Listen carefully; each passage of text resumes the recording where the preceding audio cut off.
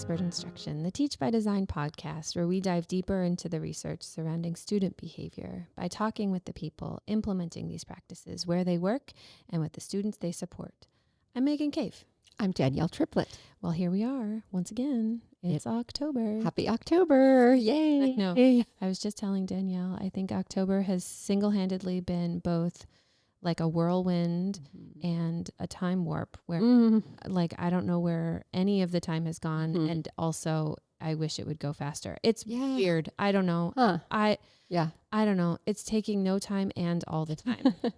Yeah, for me, it's conference season. So this month, I'm doing a bit of travel, going to the California PBS conference in Sacramento and the National Leadership Forum in Chicago. So that really fills my bucket, being around lots of people who speak this language and are doing this work. And, you know, I'm a lifelong learner, so I love doing that. And you have something happening at the forum, don't you? Oh my gosh, yes. Let's tell people about that. Tell them. Thank you. Yes, we are hosting in-person. It's our first time doing an in-person community of practice, and we're really excited for that. Yeah. It's taking place on Tuesday, October 21st. So, exciting. Yes. Really good. So if you're going to be at the forum, make sure to stop in and say hello to Danielle and all of our friends who will be at that community of practice event.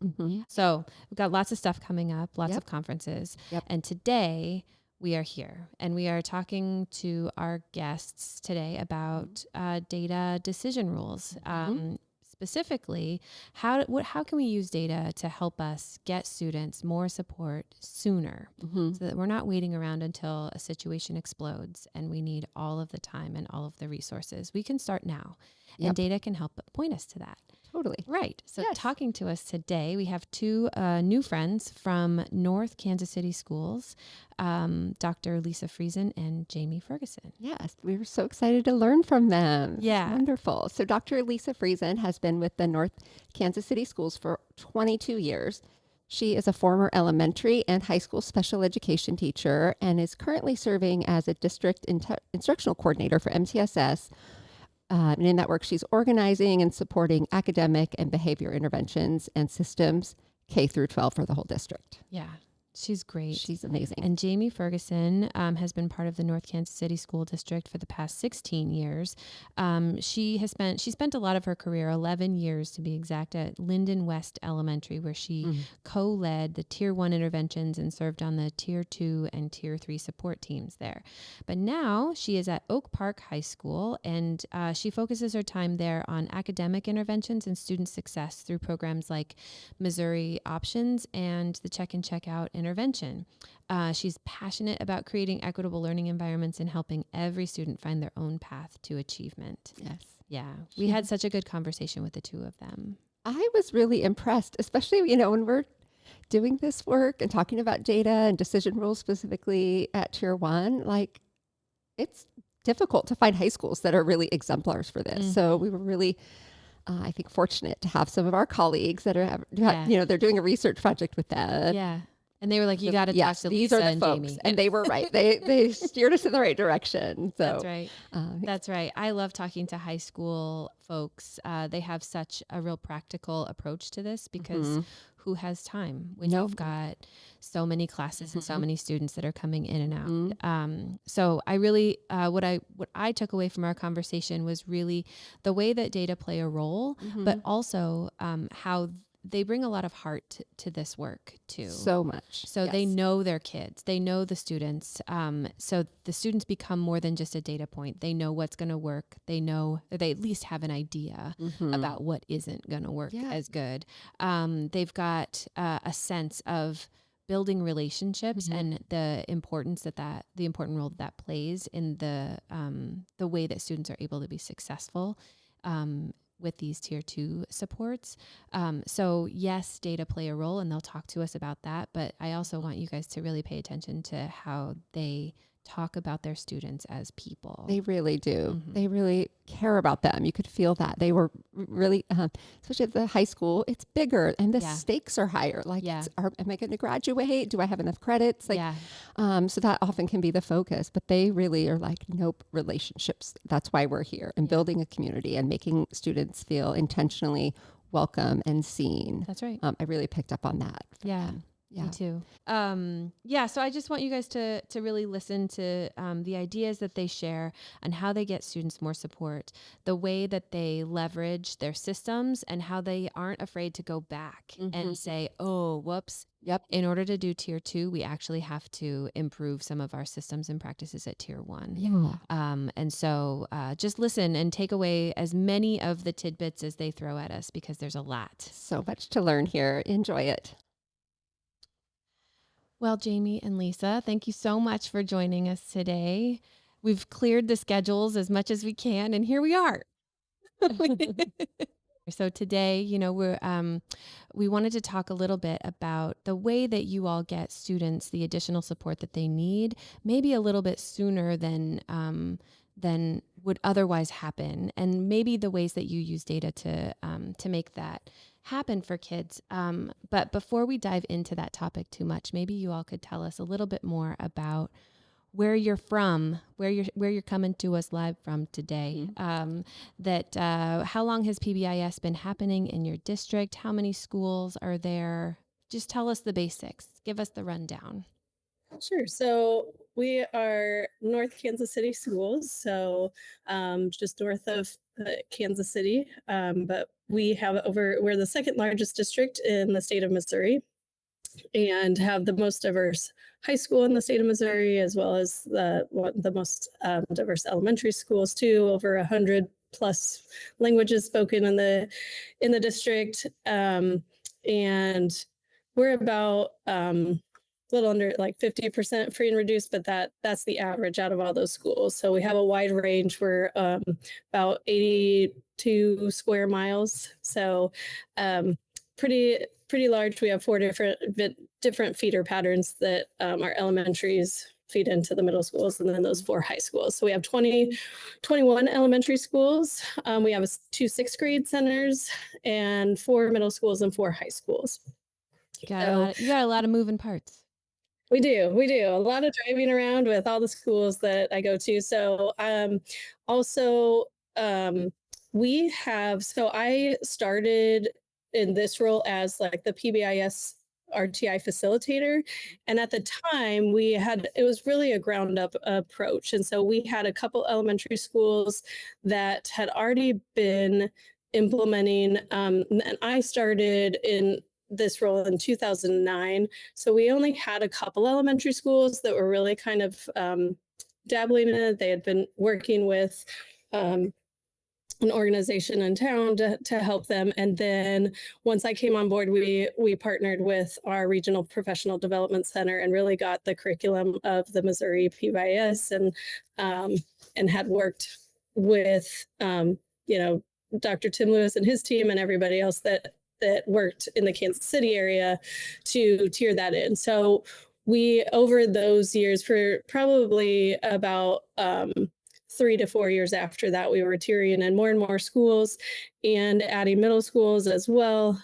So we've been pretty consistent K-8, and at high school has been a lot of start and stops, but our schools have applied for the state recognition and have over a decade of that, consistency and things like that. So we definitely, the last probably 12 to 15 years, we've continued to expand and try to maintain that consistency, at least at the K-8 level, and then really trying to expand that to now K-12. We have a district. We've officially adopted PBIS as our district model. So now that and restorative practices, we kind of have those two as our overarching frameworks. And so now there are certain components that all schools should have, regardless of, where they're at in implementation. How long has it been district-wide? Just recently?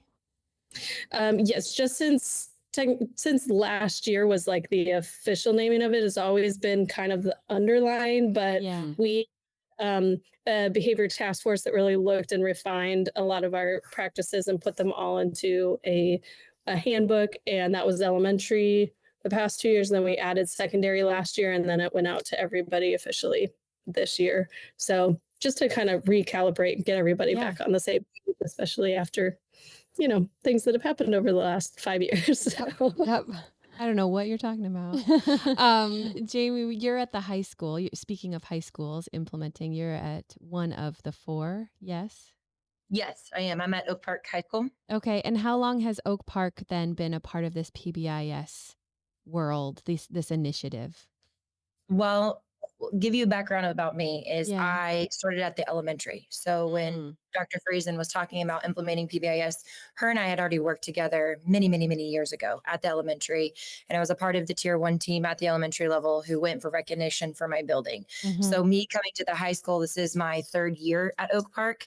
I had just been like, where's PBIS? Like, why? So I was talking to my supervisor. And so like, we are now redefining it. And we got the following year. But after going through that process, Lewis and I really sat down and talked about how we could do better at a tier 1 level to really get that going, to make sure that it all flows and the systems work and build off of each other. Yeah.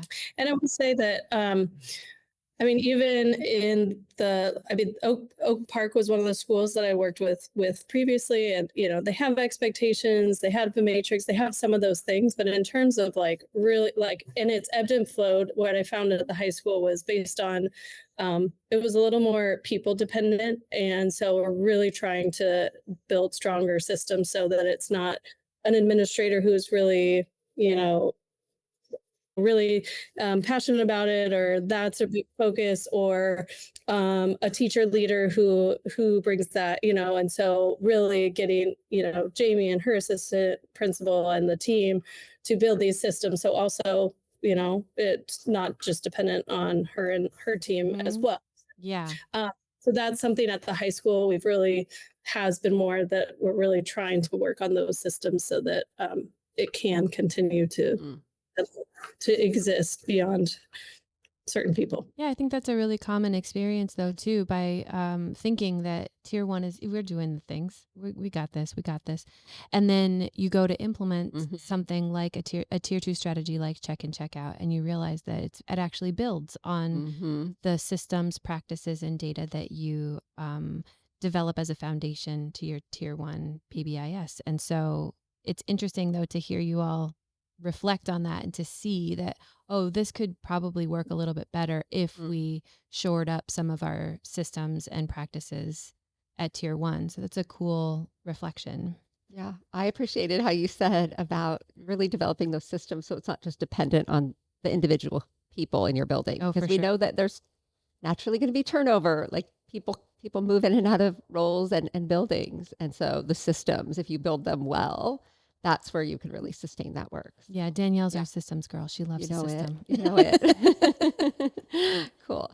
Well, yeah, let's dive in and talk more about data then, because that's really our focus for the year. And so this month we're really diving into decision rules, right? To have things that really guide us. So when we sit down with a team, we're not like, what do we do with this data? But we have a strategy. We have kind of a place to get started. Yeah, it's a starting place, a launching pad. So we're really looking at the decision rules that are guiding how students get access to more support. And we'd love to hear about how this works in practice in both at the district level and at the high school you're at. So tell us more about that. How does data play a role in the way students get more support? So at Oak Park, we over the summer talked about how to make sure our practices are good at the tier 1 level. So like we redid our matrix, and then I talked about, in order for us to move or know what next steps are going to need, not only for the building, but for kids, we have to have data. We have to collect the data. And so the teachers would input any type of incidents, minors or majors. And like at a tier 1 level, we would look through it of, the cafeteria, that's a really hot spot. Maybe we should like create videos or do reinforcements to help make sure that we truly understand, what the expectation is of the building building. And you can understand like, well, what happened or like who's responsible. And so we're able at a tier 1 level to see where the issue is in the building. Is it the disrespect? Is it we're having issues with, the cafe or the hallways or the bathroom or truancy, things like that. So then at the tier 1 level, we're able to really work and redefine and bring this back to our student body to create videos of the expectations and push those out through MTSS time. And then or advisory, I should say as well. Yeah. And then I, at the tier 2 level, look at it from the perspective of if kids are continuing to populate on this document of what is it that they're needing. Are they, because it's across the pathway. So it's across different classrooms as well that could be put on there. So are they having issues with being disruptive in the class? Would they benefit from a tier 2 intervention? Would they need a small group with Character Strong, with Sissy? And so at that tier 2 level, then that's what we're looking at to get them more support instead of just waiting until an explosion happens or something. Like we're trying to be a very proactive approach about it. Love that. That's such the heart of PBIS, is really being preventative and proactive and thinking ahead to like where this might go and catching it early and intervening for kiddos. So yeah.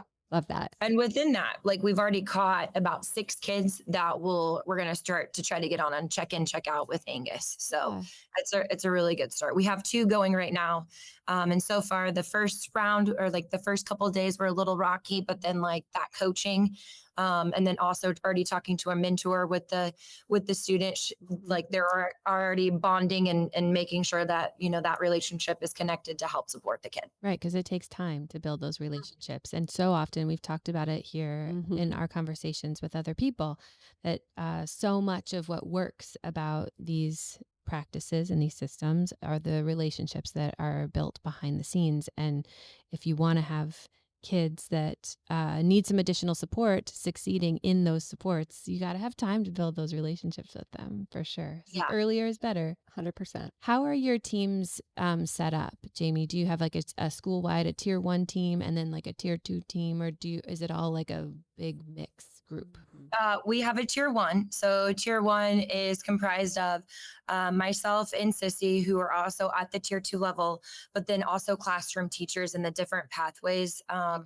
So then that way we have the hearsay of what's happening within the school. And then tier 2 is made up of, again, myself and Sissy. Of course, Lewis is on both of them, and then our counselors. And so, because our counselors go into pathway meetings as well. So like they have a good pulse of their students as well, of what they're needing academically and behaviorally. So is it that, so because you serve on both teams, I can imagine that that's how the communication naturally flows, that you're able to hear what the group is recommending at tier 1 and then take the students that have been identified over to your tier 2 meeting. Is that about how it goes? Yes, it does. Yeah. And then there's sometimes where I just meet with Lewis because of just the schedules and the busyness of the high school, and I'll meet with him and talk to him about kiddos. Sissy and I will do about the same thing. And then on our tier 2 level, we have our school, what is it? Social worker. So she too is in on it as well. So. And Lisa, what is go ahead. Lewis is the assistant principal. So yeah, Thank you. That's okay. So you talked a little bit about, or you mentioned matching students up with a support that would work best for them.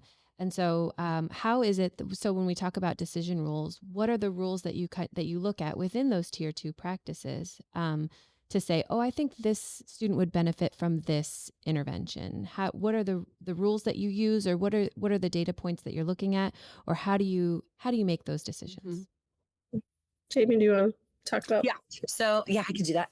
So for the tier 2 for check-in, check-out, we definitely look at their attendance, because if they're not here at school, then a check-in, check-out, it's not going to work for them. Yeah. We also look for them wanting to like being motivated, because within the check-in, check-out, they have to create goals for themselves, and they have to be, it's like they're self-monitoring within class. The other part within it is it builds relationships to where it's not just one teacher, but it builds relationships throughout the school. Right. And so with doing this last year, we had a kiddo who kind of got embarrassed to be able to walk up to a teacher and hand him the computer and do the checkout. And we were always having to like track him down and, check on him and make sure he was doing it.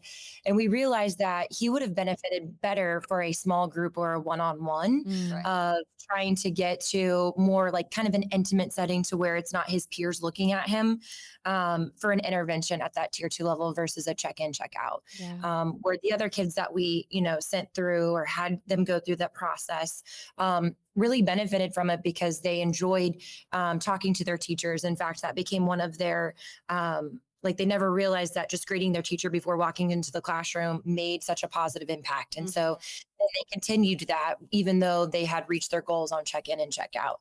And then we had another kiddo who was new to the district last year and even new to our building. And so to see him this year having success, it's been awesome because he created those relationships last year and helped him become motivated of, coming to class on time, having his computer ready and doing those self regulation skills.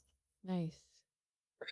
So we look at some of those referral data too, and like Jamie said, the attendance, but like if they're kind of in that, for lack of that bubble, too, where they have extreme lack of attendance, but if they're still a little bit, that might be. And then also we're kind of looking at students who, at least for tier 2, like not the extreme individual, or there's like really big dynamic behaviors and things that we need to work through.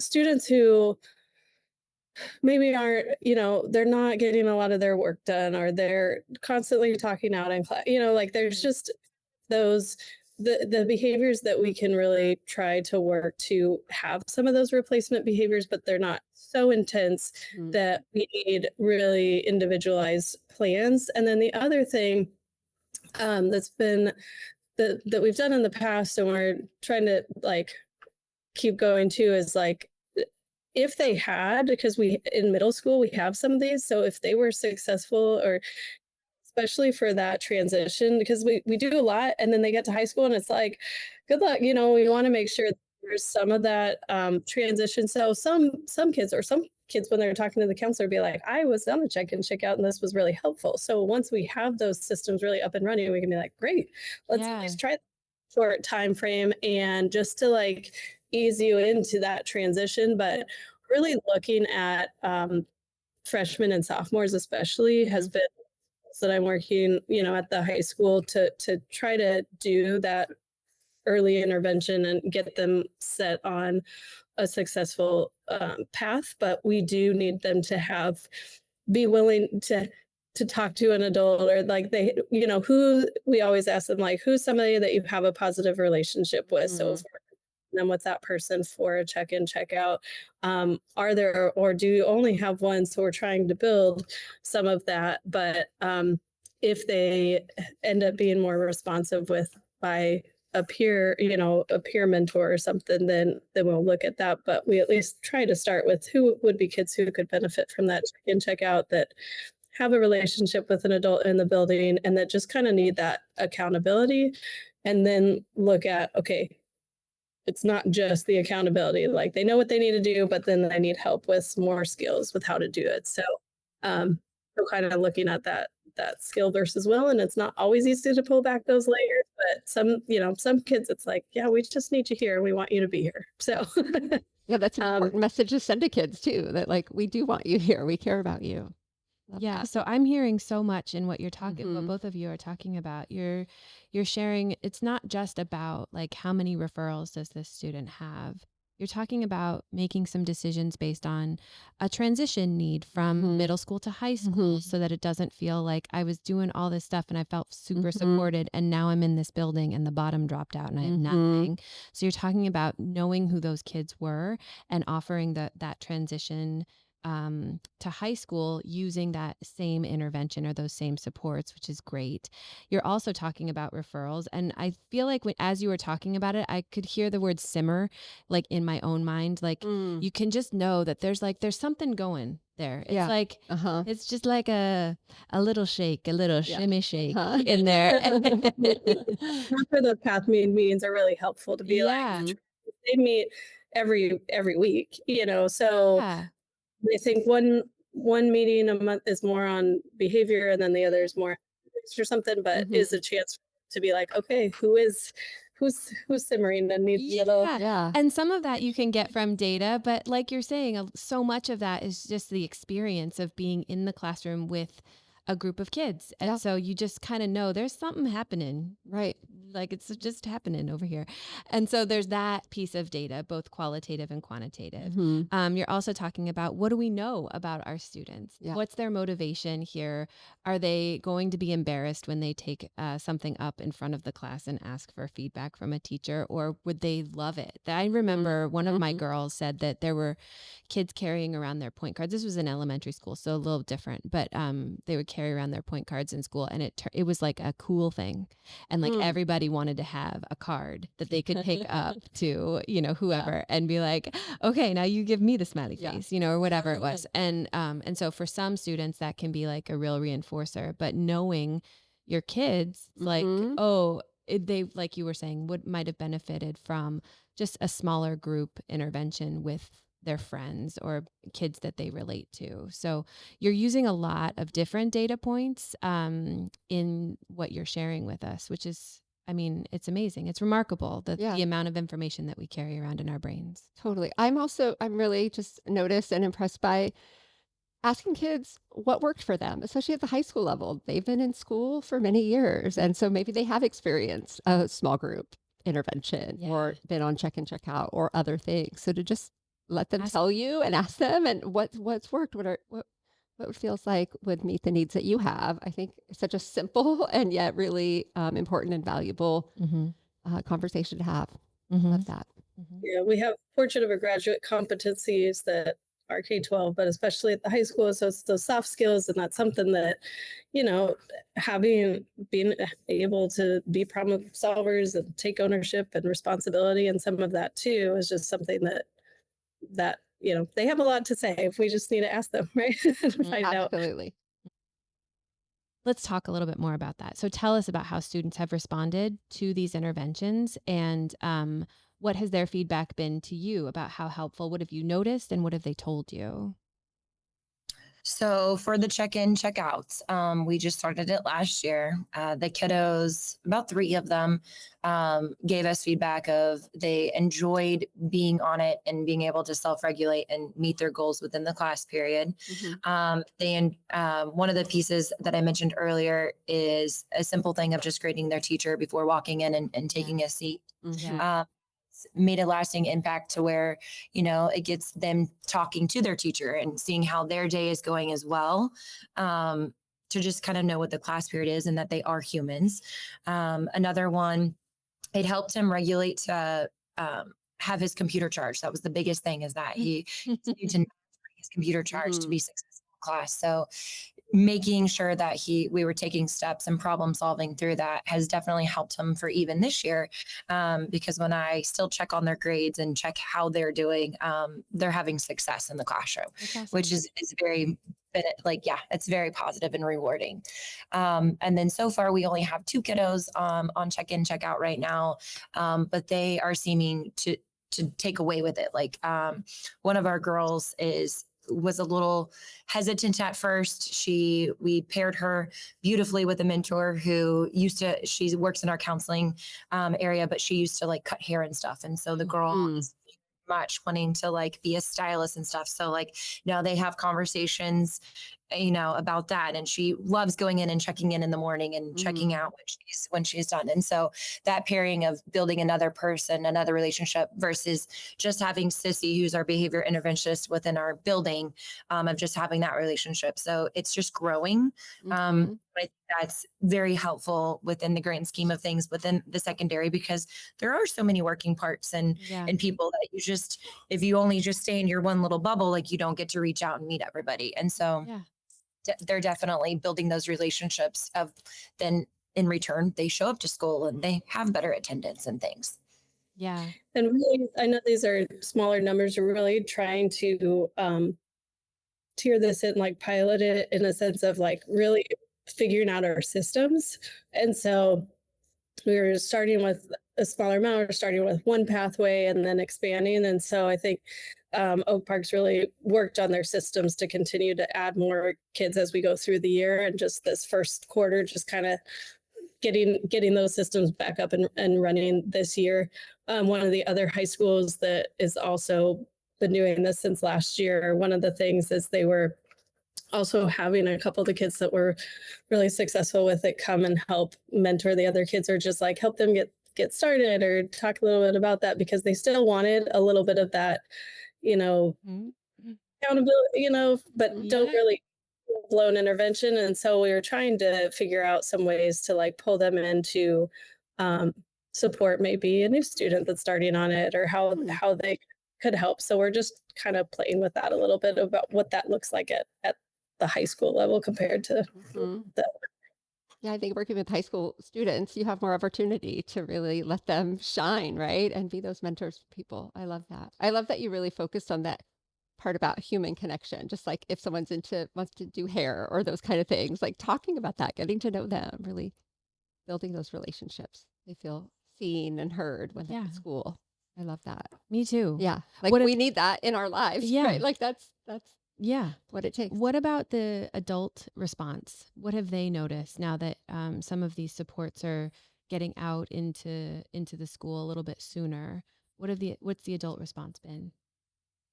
Well, this year we, like what Dr. Friesen was saying, is we started within one pathway. And so this year we have branched out. So it is more teachers are on board with it. And so we did a little snippet, or like at the beginning of the year, we call it like a little carousel, to where like we explain what tier 1 is, but then I got to tell them what tier 2 is and how it supports kids. And so they were very intrigued on how to get better support with their students in the classroom. So this year we actually have a Spanish teacher that's on board, and she also came to the PBIS conference this past summer. And so she is actually the 2 students that we have on check-in, check-out. She is excited to see how it helps the students within the classroom. And by going to that conference, she feels even better to be able to provide this intervention for the student, of giving them that positive feedback within the classroom. And then we have a brand new teacher to the building who, again, is in like the fine arts. And so I was just trying to be more strategic of like having not just the core classes of like math and reading, but to like branch it out into the other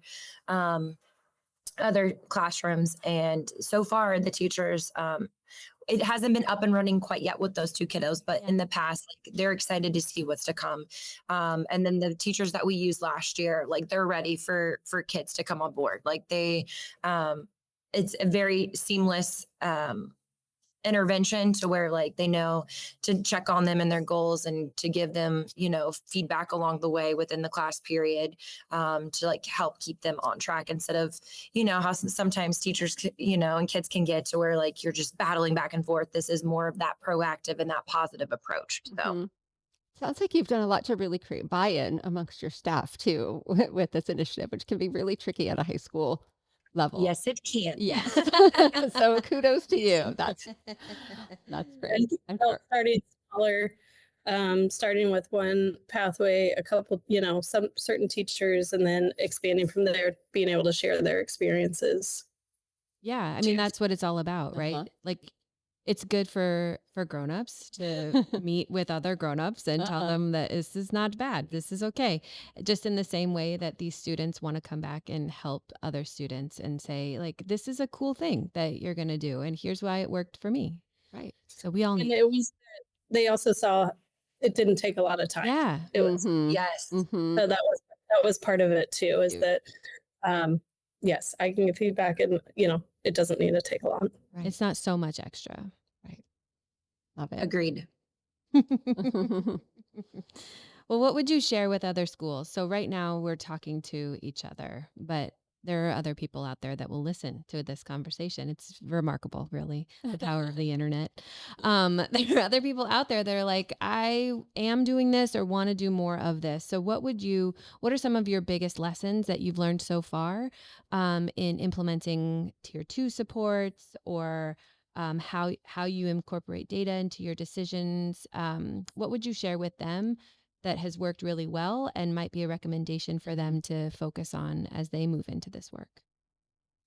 One thing, I mean, I'd say the thing that was really helpful is starting small, or kind of going slow to go fast. Yeah. And with a couple students, it was just starting with, a student that were like, hey, we really want to try this. And so that starting small and really figuring out what works in your systems, what you need. And it really was interesting, a little bit different take at the high school to really focus a little more on tier 2 first, to then say, okay, what do we need at tier 1? And that is it, how we did some of the others, but and it wasn't all interventions, but it was really starting with one. And to me, that seemed to also create more of a buy-in, like, what do we need at tier 1 in order to help us have a more efficient tier 2? And so that was just a different approach that I hadn't really used in the past, and Jamie can speak more to that, coming from, different experiences as well. But to me, that seemed to be a helpful take. What were some of the things that stood out when you started to look at, like, oh, we're doing this, but at tier 1, what were some of those things that you could have shorn up a little bit more in order to make your tier 2 more efficient? Well, for here at the Oak Park level, it would be, we hadn't revised our matrix in a while. And so going back through and making sure that when we're reading it, it's positive versus negative, because sometimes that wording can make a huge difference. Getting the signs out, like in the hallway, of like what hallway expectation is, put it in the bathroom, putting it all in the classrooms, thinking through of like, how are we going to reward the good behavior of following the matrix and doing it. The Norman Nichols and the Norman Nickel Bank here are a huge success. The kids are receiving Norman Nichols for following that matrix behavior. And then they're saving them and banking them from, like, say, homecoming tickets or football game tickets and things like that. We also have like the snack cart that is healthy treats and snacks on it that they can choose to use those with. So it's just reinforcing and teaching them that, we see you, we appreciate you following those, those directions and expectations here at school. And because of that, like, it's a safer environment. It feels good to be here, like, for the family. And the other things too is that data collection. That was a huge one, is that we can talk about how to collect data at that tier 2 level and even sometimes tier 3 level, but what are we doing at just the tier 1? And so shoring up those practices to make sure that we are collecting it and have a good pulse of the building was huge this summer to talk about. That's really cool. I'm blown away with what you're describing. And I think that it kind of makes sense, Dr. Friesen, what you were saying about, usually we would coach people, you start at tier 1, you scale up, you go to tier 2 and tier 3, but to kind of start at tier 2 and show that there's more of a need to go back and revisit your expectations and acknowledgement systems makes a ton of sense. Yeah. Actually, right? It's like, Yeah. it's an interesting approach, but I could see how it really made sense. They had some stuff, but like we hadn't really systematized that. And so it was like, okay, here's why. Or we're going to get to the point where we have so many students that we cannot support, and so we need to figure out what are some of those things where we can just do some reteaching of, and have some specific times to reteach that and see, okay, how many kids does that help, or they just need that little bit, and then really see that. But yeah, it was interesting that I wouldn't normally approach it that way, but it has seemed to be really successful with our high schools that are doing this study and taking this on, and it's helping to shed some light on where are the holes or where are gaps that we need to fill at that tier 1 level. Mm-hmm. Great.